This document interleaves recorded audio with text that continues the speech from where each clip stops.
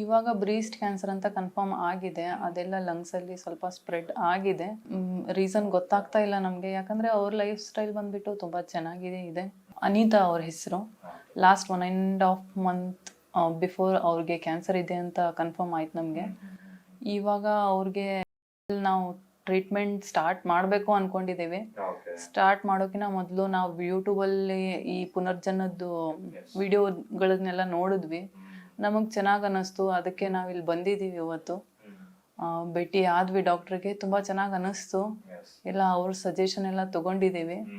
Chemo ಜೊತೆ with ನಾವು ಈ ಟ್ರೀಟ್ಮೆಂಟ್ ಇವಾಗ ಸ್ಟಾರ್ಟ್ ಮಾಡ್ತಾ ಇದ್ದೀವಿ. ನೋಡೋಣ ಹೆಂಗಿರುತ್ತೋ ಏನಿರುತ್ತೋ. ಇವಾಗ ಬ್ರೀಸ್ಟ್ ಕ್ಯಾನ್ಸರ್ ಅಂತ ಕನ್ಫರ್ಮ್ ಆಗಿದೆ. ಅದೆಲ್ಲ ಲಂಗ್ಸಲ್ಲಿ ಸ್ವಲ್ಪ ಸ್ಪ್ರೆಡ್ ಆಗಿದೆ. ರೀಸನ್ ಗೊತ್ತಾಗ್ತಾ ಇಲ್ಲ ನಮಗೆ, ಯಾಕಂದರೆ ಅವ್ರ ಲೈಫ್ ಸ್ಟೈಲ್ ಬಂದುಬಿಟ್ಟು ತುಂಬ ಚೆನ್ನಾಗಿದೆ ಇದೆ.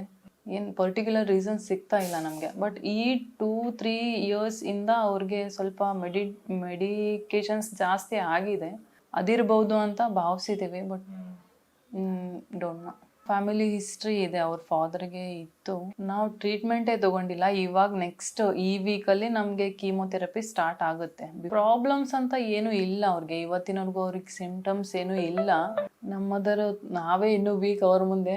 ಅವರು ತುಂಬ ಸ್ಟ್ರಾಂಗ್ ಆಗಿದ್ದಾರೆ. ಲಾಸ್ಟ್ ಸ್ಟೇಜ್ ಅಂತ ಗೊತ್ತಿದ್ರು. ಅಂದರೆ ಹೋಪ್ ಅವ್ರಿಗೆ ನಾನು ಹುಷಾರಾಗ್ತೀನಿ, ಅದೇ ಕಾನ್ಫಿಡೆನ್ಸೇ ನಮಗೆ ಮುಂದೆ ತೊಗೊಂಡು ಹೋಗುತ್ತೆ ಅನ್ನೋ ನಮಗೂ ಆತ್ಮವಿಶ್ವಾಸ ತುಂಬ ಇದೆ ಅದ್ರ ಬಗ್ಗೆ. ನಮಗೆ ಅಂದರೆ ನಾವು ಕನ್ಫ್ಯೂಷನಲ್ಲಿ ಇದ್ವಿ, ಕೀಮೋ ಸ್ಟಾರ್ಟ್ ಮಾಡಬೇಕು ಬೇಡವೋ, ಕೀಮೋ ಸ್ಟಾರ್ಟ್ ಮಾಡಿದ್ರೆ ಏನೇನಾಗುತ್ತೆ ಅಂತ.